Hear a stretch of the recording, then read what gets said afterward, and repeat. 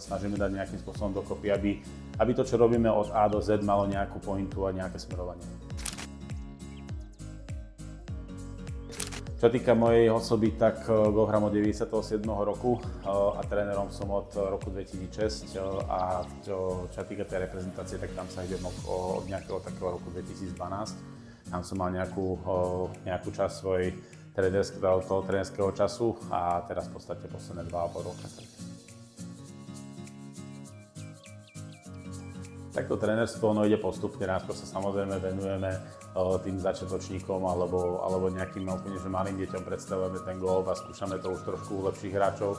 Ale po nejakých tých 6-7 rokoch, keď som sa dostal do reprezentácie, tak v podstate som trénoval s hráčkami, ktoré boli aj majsterky Slovenska, či v rôznych kategóriách alebo aj v ženách, takže tam som už trošku tomu pričuchol, že to trénerstvo není len úplne o technike, ale je to viac menej byť aj tým coachom, to znamená sprevádzať toho hráča nie len na puttingu, na chippingu, ale trošku aj toho mentoringu zo života alebo z nejakých iných tém. Tým, že naozaj sa tej reprezentácie tak venujem tým takým vyšším alebo takým pozornejším okom v roku 2012, tak čo vidíme už na rôznych turnájoch, v rôznych tých kategóriách, či je to krátka, teda či sú to juniori alebo či sú to nejakí muži, ženy, tak je to krátka hra. Vieme trafiť loptu, vieme ju dať ďaleko, vieme ju trafiť na fairway, v podstate aj na green, ale už ako náhle sa dostávame do nejakých tých 100 metrov okolo greenu, tak tam sme viditeľne výraznejšie slabší ako tá konkurencia v tej našej nejakej tej hernej úrovni. Tak aspekt hry, ja začnem trošku, máme tu veľmi veľa na Slovensku už dobrých trénerov, slovenských hovoriacich, ktorí sú aj takí špecialisti na rôzne časti tej golfovej hry.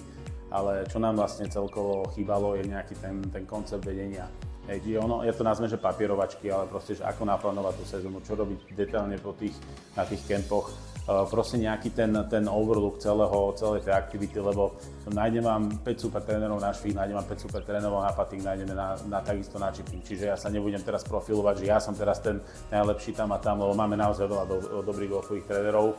Ale čo sme nemali, je taký ten plášť alebo nejaký ten dážnik nad celou tou reprezentáciou, čo spoločne vlastne s Matejom Majdom sa snažíme dať nejakým spôsobom dokopy, aby to, čo robíme od A do Z, malo nejakú pointu a nejaké smerovanie.